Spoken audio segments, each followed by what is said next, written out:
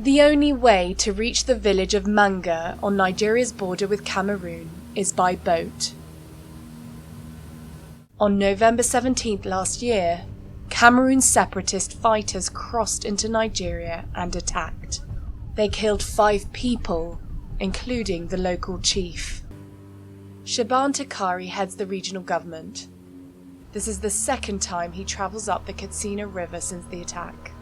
Where you see us now, this is Manga village in Akum local government, Taraba state of Nigeria. Takari has called for more security forces in this area. Last April, he already escaped death when local bandits opened fire on his convoy.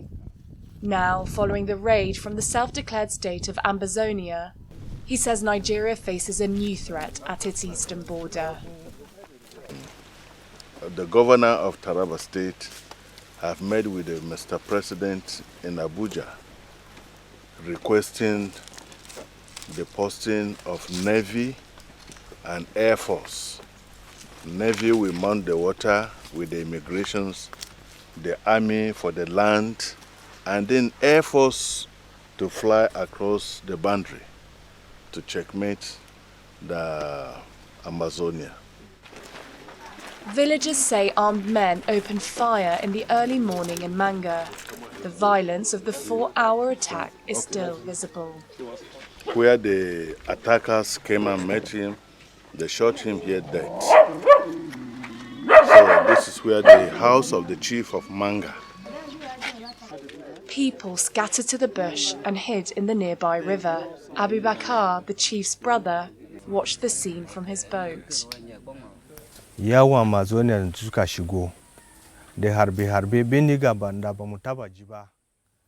Ambazonians came and started shooting. We never heard gun sounds like the ones we heard that day. I will never forget those sounds. Apparently, they even shot our children hiding in the water or behind trees and then threw them in the water. That is what we saw that day. If not for the Navy and the immigration, I believe the people of Manga would have ceased to exist.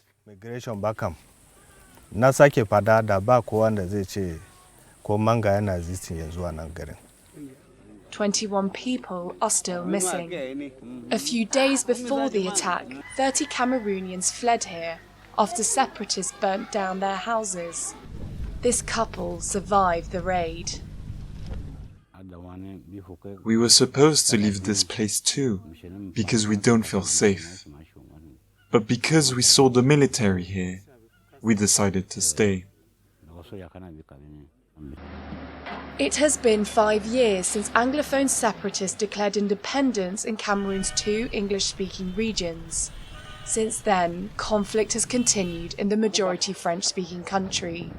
At least 1 million people have fled their homes during the fighting in Anglophone Cameroon, according to the UN.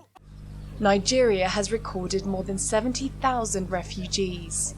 Nigerian soldiers patrol the border, but Takari's government says the threat is great, and not just from separatists. The UN says last October, Cameroonian troops illegally crossed into Nigeria, looking for separatist fighters. It takes the grace of God that we calm down. But if that thing happens again, it's going to be disastrous. Yes. Nigeria battles conflict on many fronts. Armed gangs sow terror in the northwest.